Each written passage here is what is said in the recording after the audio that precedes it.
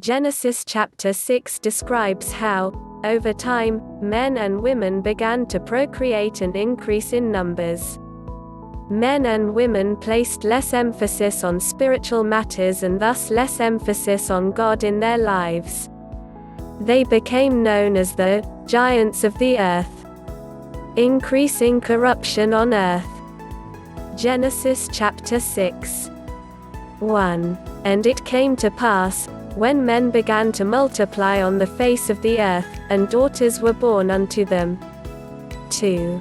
That the sons of God saw the daughters of men that they were fair, and they took them wives of all which they chose.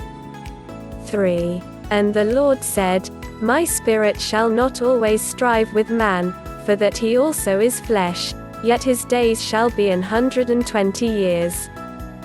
4. There were giants in the earth in those days, and also after that, when the sons of God came in unto the daughters of men, and they bare children to them, the same became mighty men which were of old, men of renown.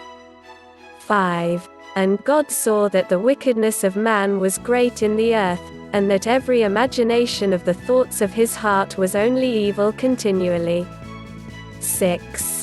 And it repented the Lord that he had made man on the earth, and it grieved him at his heart.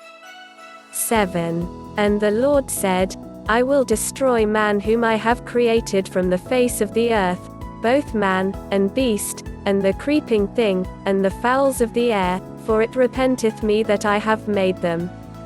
8. But Noah found grace in the eyes of the Lord. 9. These are the generations of Noah.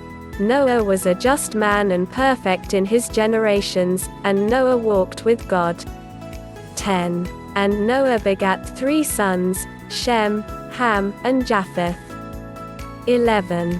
The earth also was corrupt before God, and the earth was filled with violence. 12. And God looked upon the earth, and, behold, it was corrupt, for all flesh had corrupted his way upon the earth.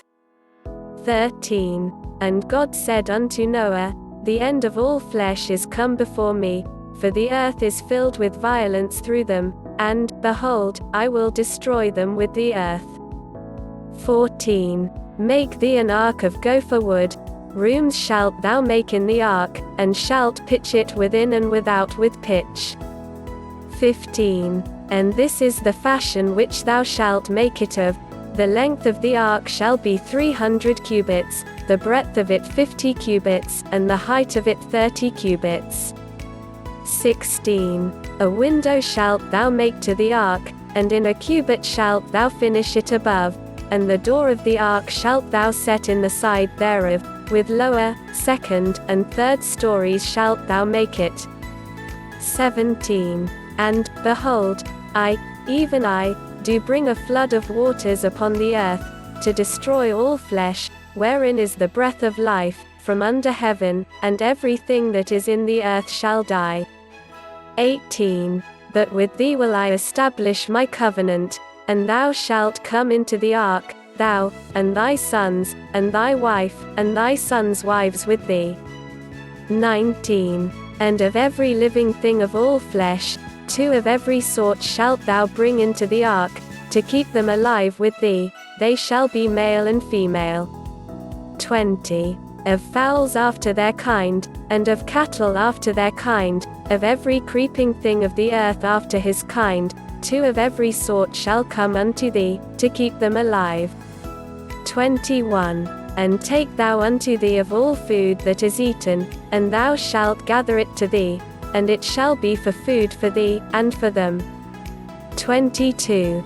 Thus did Noah, according to all that God commanded him, so did he. Summary.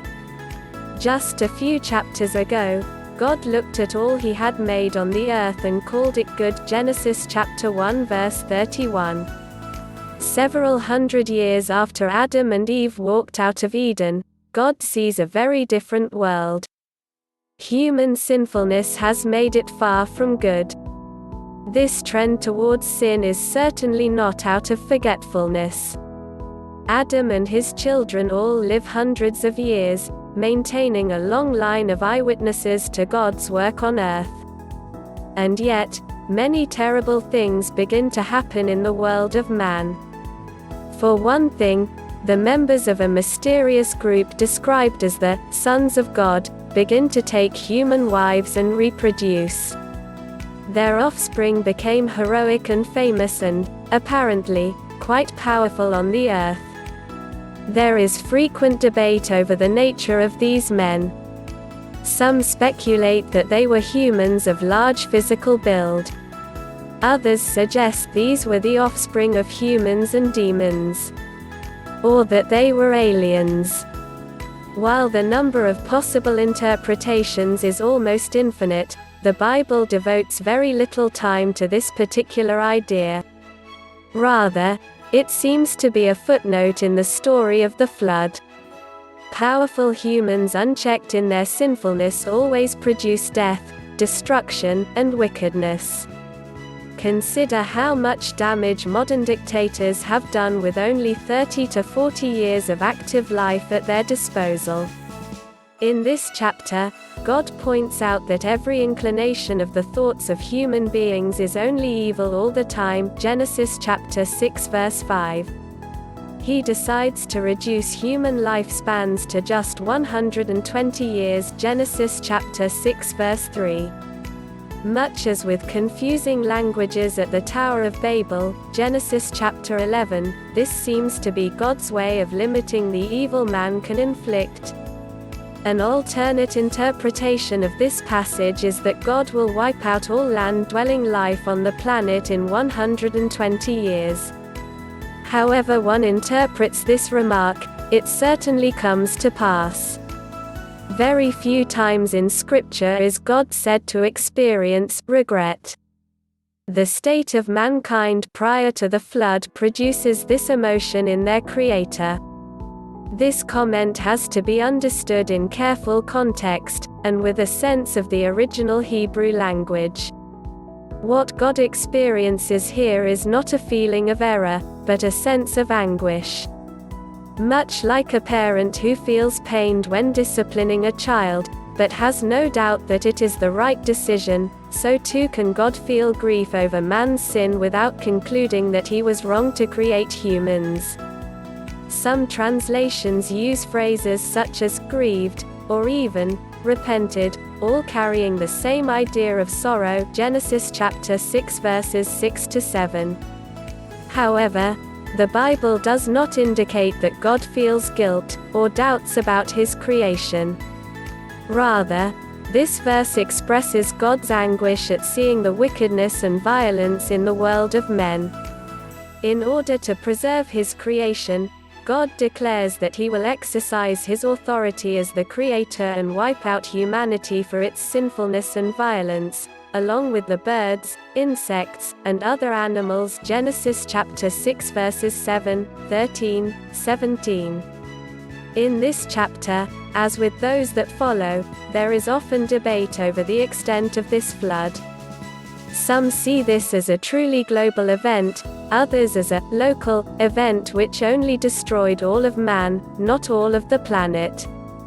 There are points to be made on both sides, but God's intent, and the effect, is beyond debate: the destruction of the entire human race, with exception of one family.